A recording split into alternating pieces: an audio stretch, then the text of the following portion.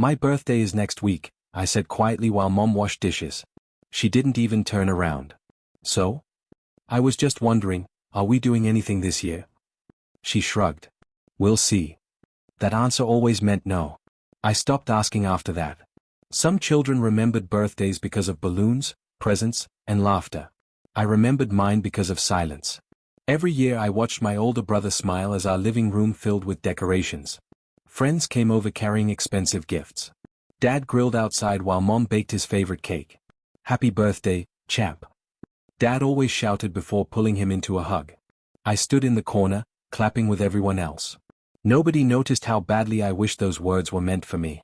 When my birthday arrived a few months later, the house looked exactly the same as every other day. No balloons. No cake. No presents. Sometimes Mom remembered late that evening. "Oh," she would say while looking at the calendar. "Wasn't today your birthday?" I forced a smile. "It's okay." She nodded once. "We'll celebrate another time."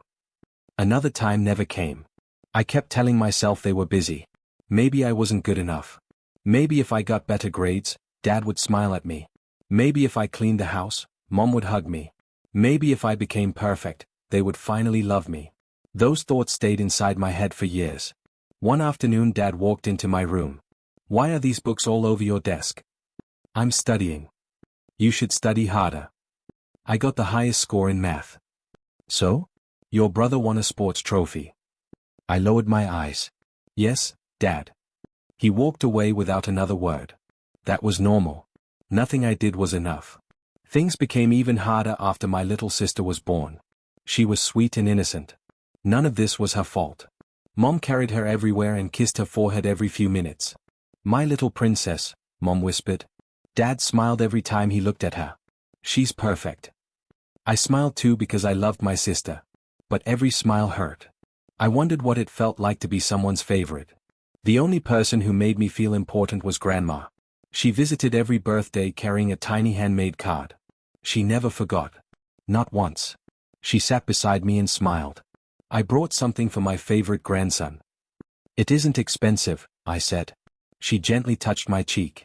"Love doesn't have a price." Then she handed me the card. Every card had different drawings, but the last line was always the same. "You matter more than you know." I read those words again and again whenever I felt alone.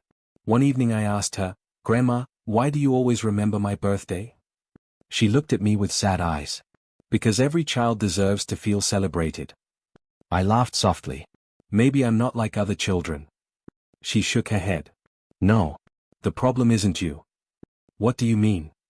She stayed quiet for several seconds. "One day you'll understand." I wanted to ask more, but she changed the subject. At school I became the quiet kid who sat near the window. Most students barely noticed me. One afternoon a boy sat beside me during lunch. "You always eat alone." "I guess." "I'm Ethan." I looked at him. I know your name." I blinked. "You do."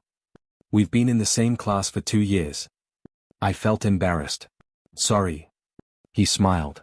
"You don't have to apologize for everything." That sentence surprised me. Nobody had ever said that before. He looked at my lunch. "That's all you're eating?"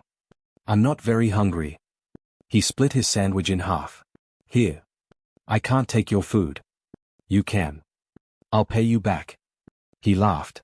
"See? You apologized again." I couldn't help smiling. It felt strange. Comfortable. For the first time, someone wanted to sit with me. Weeks passed, and Ethan became my closest friend. One afternoon he asked, "Can I ask you something?" "Sure."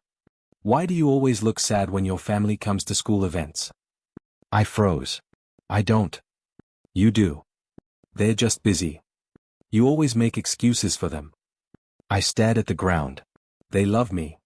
He stayed quiet. Then he asked gently, "Do they tell you that?" I couldn't answer. Because they never had. The years passed, and my 16th birthday came closer. For one small moment, I believed things might finally change. Mom bought colorful balloons. Dad ordered a huge cake. Cars filled the driveway. Music played through the house. My heart raced. Maybe this was finally my turn. I walked downstairs wearing my best shirt. Before I could speak, Mom rushed past me. "Hurry. Your sister will be here any minute. Dad smiled at my sister's photo hanging on the wall. She's going to love this surprise.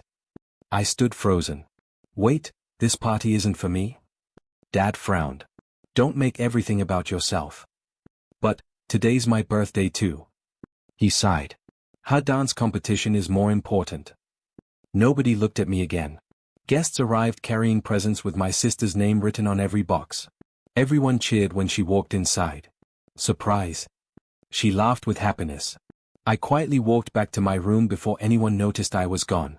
A few minutes later, someone knocked softly. Grandma stepped inside. She held another small handmade card. I'm sorry, she whispered. You remembered. I always will. I hugged the card against my chest while music echoed through the house below. As everyone celebrated someone else, I sat alone on my bed, staring at Grandma's careful handwriting and asking myself the question that had followed me my entire life. Why was I never enough for my own family? The morning after my 16th birthday felt like every other morning. Mom placed breakfast on the table. Your brother has football practice, she said. Drive him after school. I have a science project to finish. She looked at me without emotion. Family comes first. I almost laughed. Family always came first. I just never felt like part of it. I'll take him, I replied. My brother leaned back in his chair. Don't be late this time. I wasn't late yesterday. You were 2 minutes late. Dad folded his newspaper. Then leave earlier. I nodded. Okay. That became my life. Every day I did something for someone else. Every day I hoped someone would notice. After school, I started working at a small grocery store. The owner, Mr. Harris, smiled when he hired me. You're young. Why do you want a job? I want to help my family. He nodded. That's a good reason. I believed it was. I stocked shelves, carried heavy boxes, cleaned floors, and worked every evening until my feet hurt. When I received my first paycheck, I walked into the kitchen and placed the envelope on the table. Mom looked surprised. What's this? My salary. She counted the money. You earned all this? Yes. Dad looked up. Good. I waited. I thought he might say he was proud of me. Instead, he pushed the envelope toward Mom. Use it to pay the electric bill. All of it? I asked quietly. Dad frowned. Do you have a problem helping this family? No. Then don't ask questions. I forced a smile. I'm happy to help. I kept telling myself they would remember my kindness one day. Weeks turned into months. I woke up early, went to school, worked after class, came home, cooked dinner, washed dishes, cleaned the living room, and finished my homework after midnight. One evening my sister smiled. The pasta is really good. Thank you. She hugged me. I like when you cook. Her hug lasted only a second, but it meant more than she could imagine. Mom walked into the kitchen. Don't stand around talking. I'm cleaning. Then clean faster. Yes, Mom. Ethan watched me growing more tired every week. During lunch he asked, when was the last time you had a day off? I don't remember. You're exhausted. I'm fine. No, you're not. I'm helping my family. He sighed. You're carrying your family. There's a difference. Is there? I didn't answer. He looked straight into my eyes. They don't appreciate you. They do. When? They just don't show it. He shook his head. Stop making excuses for people who keep hurting you. They're my parents. So? His voice became softer. Being your parents doesn't give them the right to treat you like you don't matter. His words stayed with me long after school ended. But I still refused to believe him. A year later my brother received an acceptance letter from a famous college. The whole house exploded with excitement. Dad hugged him. I knew you could do it. Mom cried happy tears. We're so proud of you. I clapped with everyone else. Then Dad frowned. The tuition is expensive. Silence filled the room. I slowly stood. I have savings. Everyone looked at me. I've been saving from work. Dad asked, how much? I think, enough to cover the first payment. Mom smiled. Really? Yes. For the first time in years, hope filled my heart. Maybe this was it. Maybe they would finally see me. I handed Dad my bank envelope. He counted every dollar. This helps. I smiled. I'm glad. My brother slapped my shoulder. Thanks. That was all. No hug. No pride. No we're grateful. The next morning Mom looked at my brother. You've always taken care of this family. I looked up. She wasn't talking to me. That sentence broke something inside me. Even after giving away everything I had, I was still invisible. A few days later I visited Grandma. She noticed my face immediately. You've been crying. I'm okay. She poured tea into 2 cups. You don't have to lie to me. I stared at the floor. I don't understand what's wrong with me. She reached across the table and held my hand. There has never been anything wrong with you. Then why don't they love me? Her eyes filled with tears. I argued with your parents for years. I looked up. You did. Almost every week. About me? Yes. My heart started beating faster. What happened? She took a deep breath. There are things about your childhood you don't know. What things? They blamed you for something that was never your fault. I leaned closer. What do you mean? She opened her mouth to answer. Before a single word came out, she suddenly grabbed her chest. Her teacup slipped from her hands and shattered across the floor. Grandma. She struggled to breathe. I rushed beside her. Grandma, look at me. She tried to smile. I'm sorry. No. Don't talk. My hands shook as I reached for my phone. I dialed the emergency number with trembling fingers. Please, I cried. My grandmother collapsed. Please hurry. Within minutes the ambulance arrived. A worried neighbor ran into the house. What happened? She just collapsed. The paramedics lifted Grandma onto a stretcher. One of them looked at me. Are you family? Yes. You can ride with us. I climbed inside the ambulance, holding Grandma's cold hand. She squeezed my fingers weakly. Then she whispered something so softly I almost couldn't hear it. Stay strong. The ambulance doors closed, and the siren screamed into the night as fear settled deep inside my heart. For the first time in my life, I realized I might lose the only person who had ever made me feel loved. The hospital waiting room felt colder than anywhere I had ever been. I sat alone, staring at the white floor. My hands would not stop shaking. A doctor walked toward me. Are you Mrs. Wilson's grandson? Yes. I'm Dr. Carter. Is she going to be okay? He gave me a tired smile. She's stable for now, but her heart is very weak. Can I see her? You can, but don't let her get too tired. I nodded quickly. Thank you. When I entered her room, Grandma smiled the moment she saw me. There you are. I forced a smile. You scared me. I'm sorry. You don't have to apologize. She laughed softly. I think you're rubbing off on me. I pulled a chair beside her bed. You need to get better. I'm trying. I still need you. She reached for my hand. I know. A few minutes later, Mom, Dad, my brother, and my sister walked into the room. Mom kissed Grandma's forehead. How are you feeling? I've been better. Dad checked his watch. The doctor says you'll recover. I hope so. Nobody looked at me. It was as if I wasn't even sitting there. My brother sighed. I had to miss class for this. Mom whispered, you'll catch up. Grandma frowned. He has more important things to worry about. I looked at her.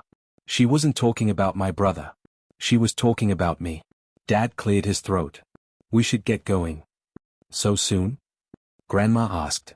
We're busy. My sister hugged Grandma. I love you.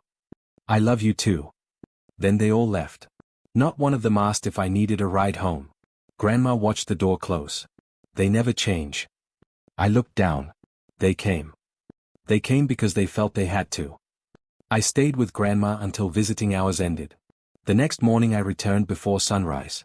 The nurses smiled when they saw me. You're here early again. I brought her favorite flowers. She'll like that. For the next week, I visited every day. Sometimes I read books to her. Sometimes we played cards.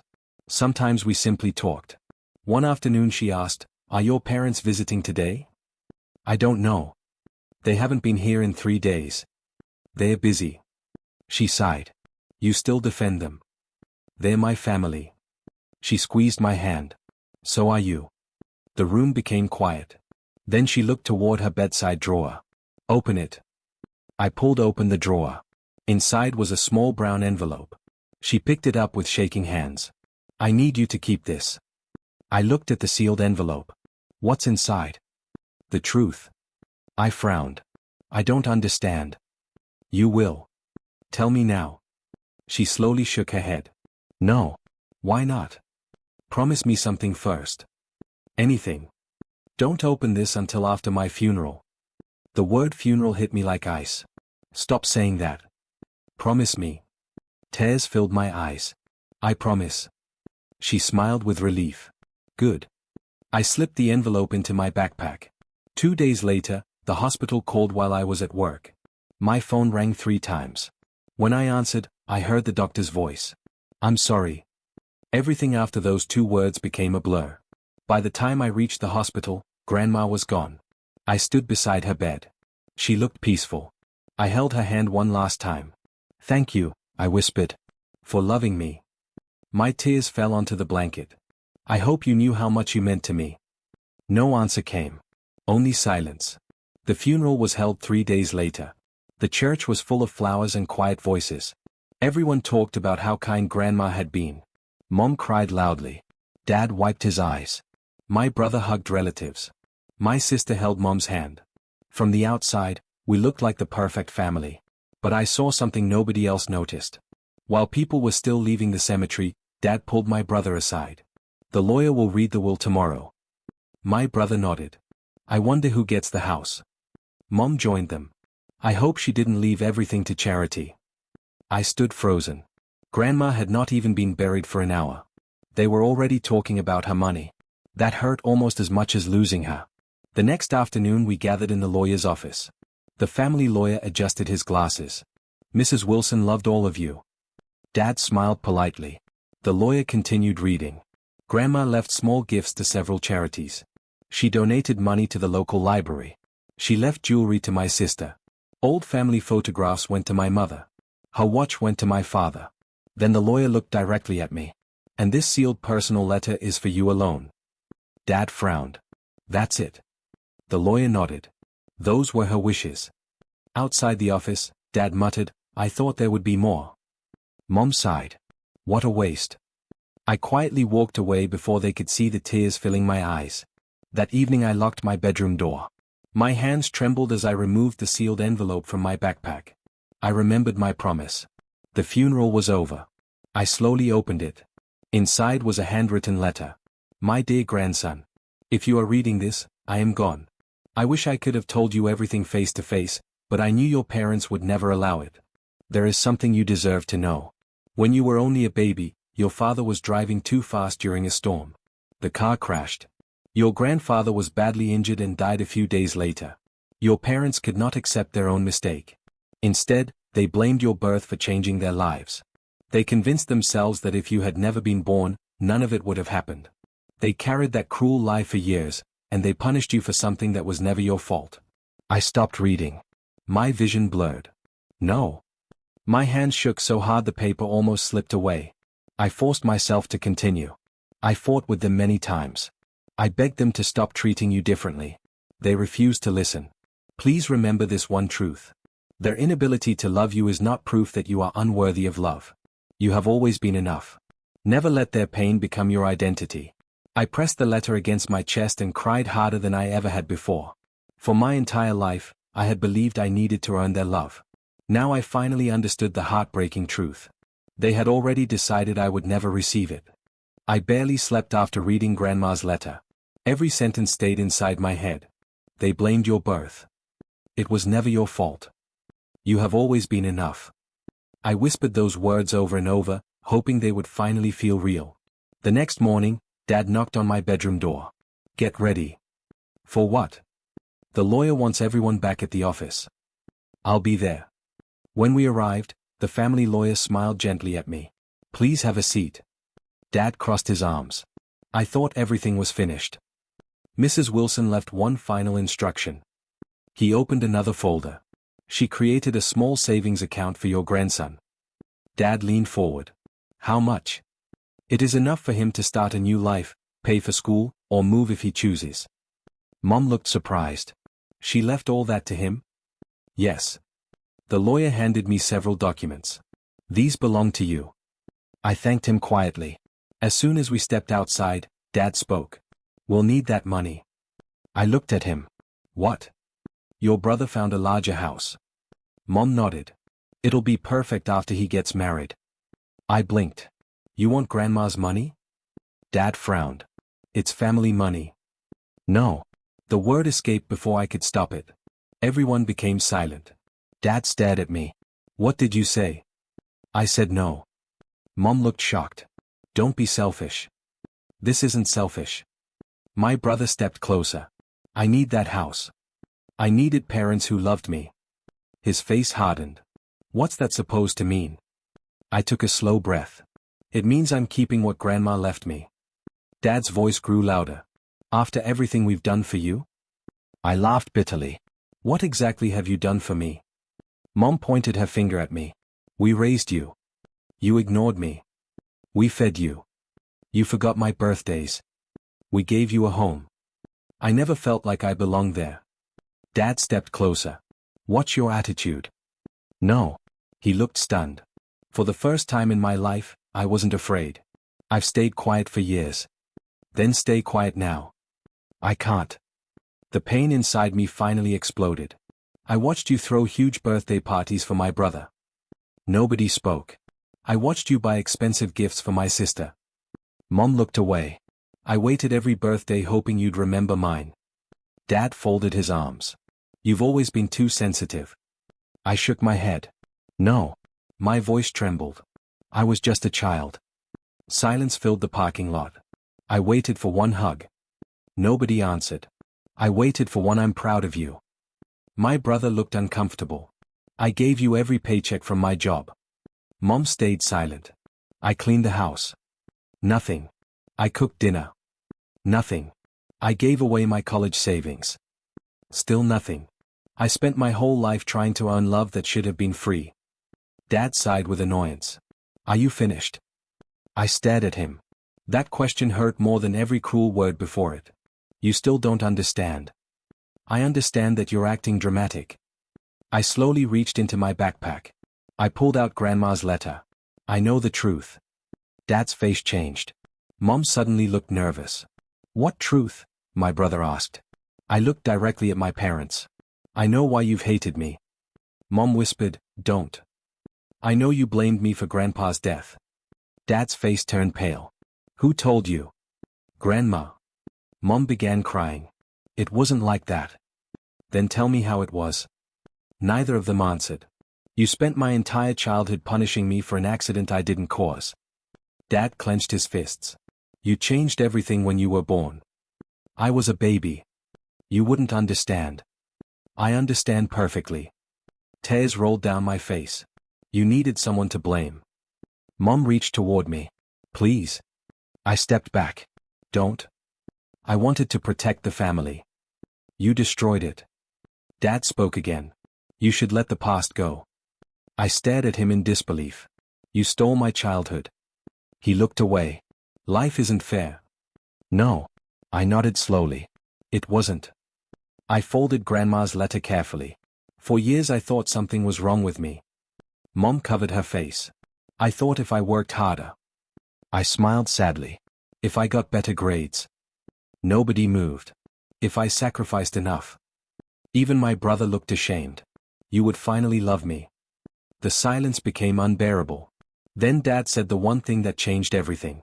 If you can't accept this family, then maybe you should leave. I looked into his eyes. There was no regret. No sadness. Only coldness. For the first time, I believed him. I wasn't part of this family. I never had been. That night I packed one suitcase. A few clothes. Grandma's cards. Her letter. The little savings she had left me. Nothing else mattered. As I zipped my suitcase closed, my bedroom door opened. My little sister stood there. Are you going somewhere? Yes. When are you coming back? I forced a smile. I don't know. She hugged me tightly. I'm going to miss you. I hugged her back. I'm going to miss you too. She looked confused. Did I do something wrong? I kissed the top of her head. Never. She smiled sadly and walked away. She was the only one who asked me to stay. After midnight, I carried my suitcase downstairs. The house was completely silent. Nobody heard me leave. Or maybe nobody cared. I placed my house key on the kitchen table beside a short note. I'm done begging for love. I hope one day you understand what you lost. I quietly closed the front door behind me. The cold night air touched my face. For a moment, I looked back at the only home I had ever known. Instead of sadness, I felt something unexpected. Relief. The bus station was almost empty. I bought a one-way ticket to a city I had never visited. The woman behind the counter smiled. Traveling alone? Yes. Nervous? A little. She handed me my ticket. Sometimes starting over is the bravest thing a person can do. I smiled for the first time that day. Thank you. Hours later, the bus stopped in my new city. Everything felt unfamiliar. New streets. New buildings. New faces. I stood there with one suitcase and no real plan. I was scared. I was lonely. But for the first time in my life, I was finally free. The first week in my new city was harder than I had imagined. I rented a tiny apartment with peeling paint and an old bed that squeaked every time I moved. It wasn't much, but it was mine. The apartment manager handed me the keys. Welcome, she said with a smile. If you need anything, my office is downstairs. Thank you. You look nervous. I've never lived alone before. She laughed softly. You'll be surprised how strong you really are. I hope she was right. The money Grandma left me was enough to survive for a while, but I knew it wouldn't last forever. Every morning I searched for work. Every evening I returned home with tired feet and another rejection. One afternoon I walked into a small publishing company. A man in his 40s looked up from his desk. You here for the interview? Yes. I'm Daniel. I'm the manager. I shook his hand. I'm glad to meet you. He studied my resume. You've worked since you were 16. I had to. Why? I smiled politely. I wanted to help my family. He nodded slowly. I respect hard workers. After asking a few questions, he stood up. When can you start? I blinked. I got the job. You did. A laugh escaped before I could stop it. Thank you. No, he replied. Earn it. I will. From my first day, I worked harder than anyone else. I arrived early. I stayed late. I never complained. One afternoon my coworker, Mia, walked over carrying 2 cups of coffee. You've been staring at that screen for 3 hours. I didn't notice. Take a break. I'm fine. She placed a cup beside me anyway. You always say that. I smiled. It's a habit. She sat across from me. You're different. Different how? You act like you're afraid to make mistakes. I looked down. Maybe I am. You don't have to prove your worth every minute. Her words reminded me of Ethan. Maybe everyone could see what I couldn't. A month later, Daniel called me into his office. Did I do something wrong? He smiled. Actually, no. I relaxed. You've been doing excellent work. Thank you. I'd like to give you more responsibility. Really? You've earned it. Those 3 words hit me harder than he could ever know. You've earned it. Not because I begged. Not because I sacrificed myself. Because of my own effort. For the first time, someone saw me. That evening I called Ethan. You won't believe it. You got promoted already? How did you know? He laughed. I knew someone would notice how amazing you are. I'm not amazing. There you go again. I just work hard. You deserve good things. His voice still carried the same kindness it always had. I'm proud of you. I closed my eyes. Those words healed a small part of me. Nobody in my family had ever said them. Months passed. Slowly, my apartment stopped feeling empty. Mia invited me to lunch. Daniel trusted me with important projects. My neighbor often knocked on my door. I made too much soup, she said one evening. Would you like some? I smiled. I'd love some. Little by little, strangers became friends. Friends became family. Still, some nights were difficult. I would wake from dreams where I was 10 years old again, standing alone while everyone celebrated someone else. Those memories refused to disappear. Daniel noticed my tired face one morning. Everything okay? I haven't been sleeping. He handed me a business card. My sister is a therapist. I hesitated. I don't think therapy can fix me. He looked directly at me. Maybe there's nothing to fix. His words stayed with me all day. A week later, I sat nervously inside a therapist's office. She smiled warmly. I'm Dr. Emily Carter. I'm not sure why I'm here. That's okay. I've never talked to anyone like this. We'll take our time. For several minutes neither of us spoke. Then she asked gently, "Tell me about your childhood." The words escaped before I could stop them. They never loved me. Tears filled my eyes. I kept trying. She handed me a tissue. And? I thought if I worked harder. You were a child. I know that now. What would you say to that little boy today? I closed my eyes. I'd tell him none of it was his fault. She smiled. Do you believe that? I stayed silent. I want to. You will. Therapy became part of my weekly routine. Every session helped me understand something new. I wasn't invisible because I lacked value. I was invisible because the people around me refused to see it. That realization changed everything. Several months later, Mia stopped by my desk with a grin. What are you doing this Saturday? Nothing. Good. Why? It's a surprise. Saturday evening she knocked on my apartment door. When I opened it, Ethan, Daniel, Mia, my neighbor, and several co-workers shouted together. Happy birthday. I froze. What? Mia laughed. You thought we forgot. There was a small cake. Simple decorations. A few balloons. Nothing expensive. Everything perfect. Ethan handed me a small gift. Open it. Inside was a handmade birthday card. My hands began shaking. It looked so much like Grandma's cards that tears filled my eyes. On the last page he had written, "You matter more than you know." I couldn't speak. Daniel gently asked, "Too much?" I shook my head.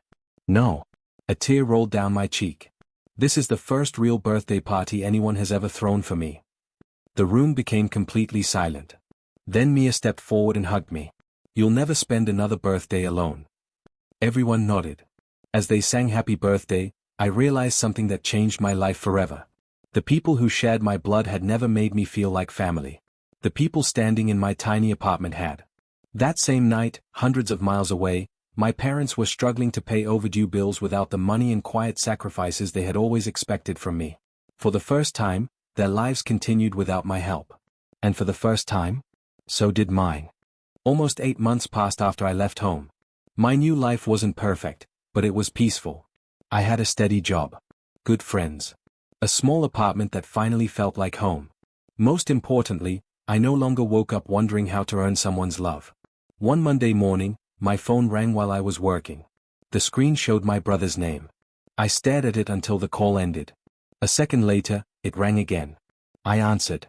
Hello? His voice sounded different. We need to talk.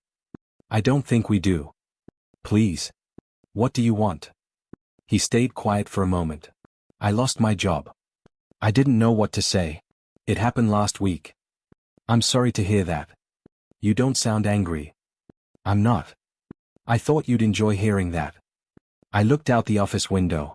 No. He sighed. I made some bad decisions. I hope things get better. That's all? What else do you want me to say? He had no answer.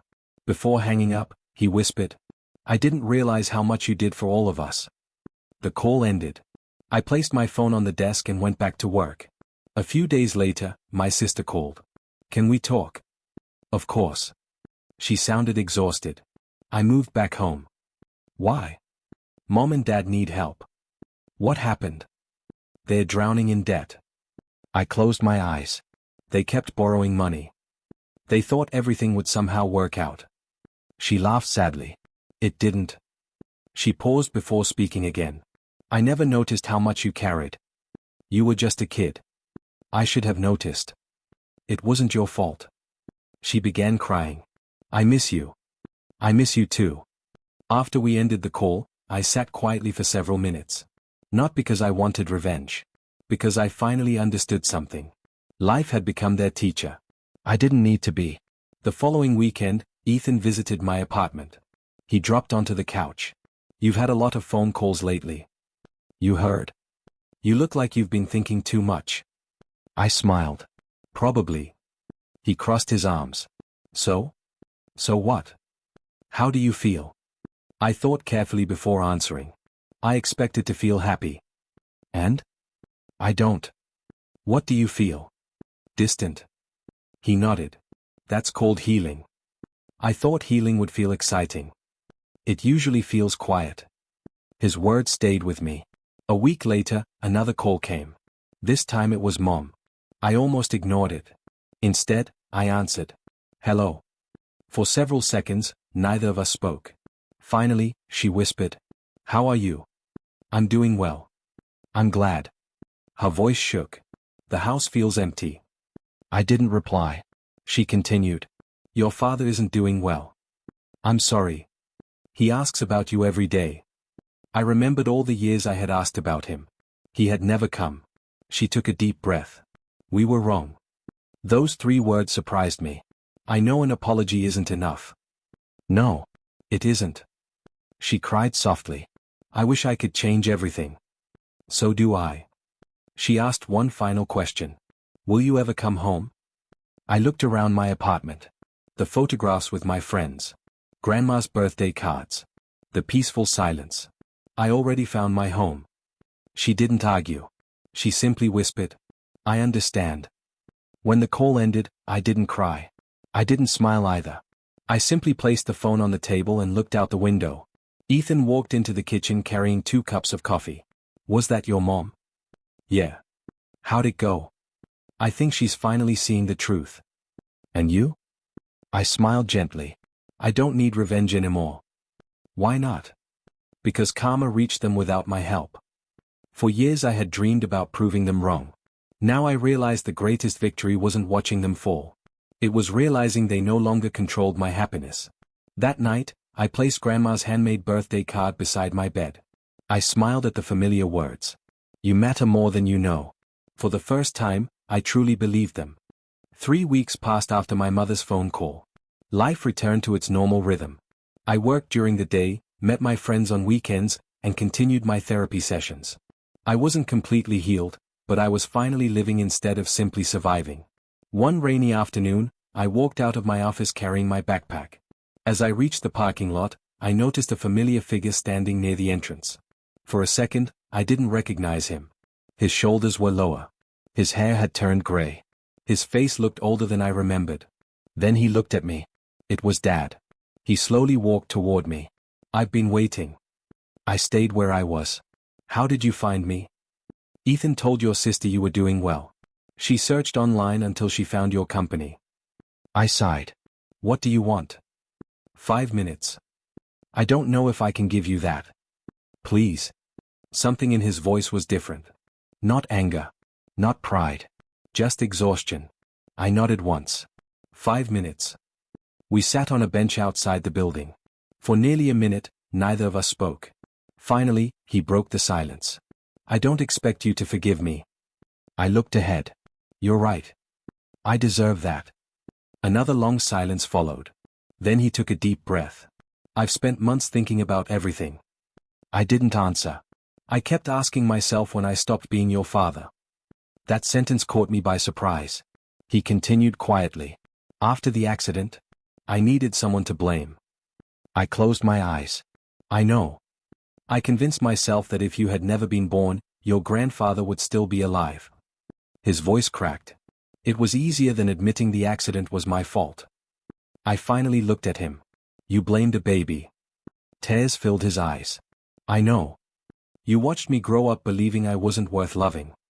I know. You watched me cry every birthday. His head dropped. I know. You accepted my money. I know. You let me spend my childhood trying to earn something that should have been free. He covered his face with both hands. I'm sorry. Those words echoed in my mind. For years, I had imagined hearing them. Now that they were finally real, they didn't erase anything. Dad wiped his eyes. I can't change the past. No. I can't give you back your childhood. No. But if I could. His voice broke completely. I would. A few minutes later, another car pulled into the parking lot. Mom stepped out. The moment she saw me, she started crying. She walked closer but stopped several feet away. I wasn't sure you'd stay. I almost didn't. She nodded. I wouldn't have blamed you. Dad stood quietly beside her. Mom took a shaky breath. I failed you. I remained silent. I saw everything. She continued before I could speak. I saw every forgotten birthday. I saw your father ignore you. I saw you trying harder every year. She wiped away more tears. And I did nothing. I asked the question that had lived inside me since childhood. Why? She looked at me with overwhelming guilt. I was afraid. Afraid of what? Afraid that if I defended you, I'd destroy what little peace our family had. I laughed sadly. There wasn't any peace. I know that now. She reached into her purse and pulled out a small envelope.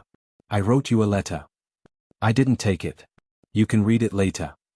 I finally accepted it without opening it. A few minutes later, another car arrived. My brother and my sister stepped out. Neither of them looked like the people I remembered. My brother walked toward me first. I owe you an apology. I crossed my arms. I'm listening. I was spoiled. He looked down. I thought I earned everything. You never questioned why I never got anything. He shook his head. I should have. His voice became quieter. I kept taking from you because everyone else did. I remembered the money I had given him for college. I never even thanked you properly. No. I was selfish. He held out his hand. I'm sorry. Instead of shaking it, I simply nodded. Then my sister stepped forward. Tears were already running down her face. I didn't know.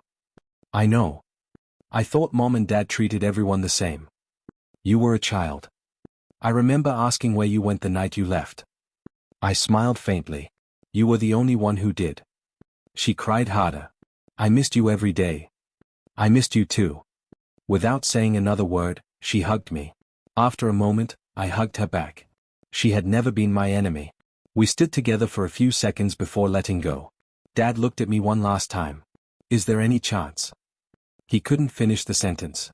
I answered anyway. I forgive you. Mom looked up hopefully. But forgiveness doesn't erase what happened. Their smiles faded. I forgave you because I don't want to carry this pain anymore. Dad nodded slowly. I understand. I'm not coming back. No one argued. My life is here now. Mom quietly whispered. We know. I looked at each of them. For the first time, I didn't feel like the little boy begging for love. I felt like a man choosing peace. I truly hope your lives get better. Dad gave a small nod. And I hope you finally become as happy as your grandmother always wanted. I smiled. I think I'm getting there. As they walked back to their cars, I realized something important. I had spent years waiting for this apology. I thought it would heal every wound inside me. It didn't. Healing had already started the day I chose myself over people who never chose me. Their apology gave me closure. But my happiness, that was something I had already learned to build on my own. 1 year passed faster than I expected. The pain that once followed me everywhere slowly became quieter. It never disappeared completely, but it no longer controlled my life. I had friends who cared about me. A job that I loved. A home that felt warm instead of lonely. Most importantly, I had finally learned that my worth was never decided by the people who failed to love me. A few days before my birthday, Mia smiled at me during lunch. So, any plans this weekend? I shrugged. Not really. She exchanged a quick look with Ethan. That's too bad. Why? Oh, no reason. I narrowed my eyes. You two are acting suspicious. Ethan laughed. We're terrible liars. I smiled. I noticed. Saturday evening, Mia texted me. Come to Daniel's house at 7. Don't be late. I replied. What's going on? She answered with only one message. Trust us. When I arrived, the lights inside the house were off. I knocked once. No answer. I slowly opened the door. The moment I stepped inside, every light turned on. Surprise. The room exploded with cheers. Colorful balloons covered the walls. A large birthday banner hung above the table. Music filled the room. Daniel, Mia, Ethan, my neighbor, my co-workers, and several new friends were all smiling at me. I stood frozen. You did all this? Ethan grinned. You deserve one birthday that nobody forgets. My eyes filled with tears. Mia walked over and laughed. Hey, no crying before the cake. I can't help it. Daniel placed a hand on my shoulder. Happy birthday. For a moment, I couldn't speak. Then everyone began singing. Happy birthday to you. As I listened, memories rushed back. I remembered standing alone as a little boy while my brother opened gifts. I remembered watching my sister blow out birthday candles. I remembered sitting in my room with only Grandma's handmade cards to keep me company. Years ago, those memories would have broken me. Tonight, they simply reminded me how far I had come. When the song ended, everyone clapped. Make a wish. Mia said. I closed my eyes. I didn't wish for my parents to love me. I didn't wish to change the past. I wished that I would never again forget my own worth. Then I blew out the candles. Everyone cheered. Later that evening, Ethan handed me a small envelope. This came in yesterday. I looked at the handwriting. I recognized it immediately. It was Mom's. For a second, I hesitated. Then I slowly opened it. Inside was a handwritten card. Happy birthday. We know we cannot erase the years we stole from you. We cannot undo every forgotten birthday, every broken promise, or every moment you felt alone. We ask for nothing in return. We only hope that wherever you are finally happy. We love you, even though we failed to show it when you needed it most. Happy birthday, Mom and Dad. I read it twice before folding it carefully. Mia looked at me. Are you okay? I smiled gently. I think so. Bad news? No. I looked around the room. It came too late. She nodded with understanding. But I'm glad they finally said it. The next morning, I drove to the cemetery carrying fresh white flowers. The wind moved softly through the trees. I stopped in front of Grandma's grave and knelt down. Hi, Grandma. For a moment, I simply smiled. I had a birthday party yesterday. I laughed quietly. A real one. I placed the flowers beside her headstone. They remembered. I looked toward the sky. You were right. The words from her handmade cards echoed in my heart. You matter more than you know. I didn't believe you back then. A tear rolled down my cheek. I do now. I took a deep breath. Thank you for loving me when I couldn't love myself. The silence felt peaceful. I carried your cards everywhere. They saved me. I carried your letter too. It gave me the courage to leave. I smiled through my tears. I think you'd like my new family. They're kind. They celebrate each other. They don't make love something people have to earn. I stood up slowly. I promise you something. I placed my hand on the cold stone. I will never again measure my value by someone else's ability to see it. The wind became stronger, gently moving the flowers. For some reason, it felt like Grandma was smiling. As I walked back toward my car, my phone buzzed. It was a message from Ethan. Where are you? We're all waiting for birthday lunch. Hurry up. I laughed. I'm on my way. I looked back one last time. Goodbye, Grandma. Or maybe. I smiled. See you later. I drove toward the people waiting for me. Not because they shared my blood. But because they had chosen me, just as I had chosen them. For most of my life, I believed family was something I had to be born into. Now I understood the truth. Family is built through love, respect, kindness, and choice. My childhood was filled with forgotten birthdays, silent dinners, and endless disappointment. Those memories would always be part of me. But they would never define me again. The little boy who once sat alone holding a handmade birthday card had finally grown into someone who no longer begged to be loved. I had survived rejection. I had survived heartbreak. I had survived believing I was never enough. And now, standing on the other side of that pain, I finally understood what Grandma had tried to teach me all along. I had always been enough. I just needed to believe it myself. As I drove toward the people waiting with laughter, food, and another birthday cake, I realized this wasn't the end of my story. It was the beginning of the life I had always deserved. And for the first time in my life, I couldn't wait to see what tomorrow would bring.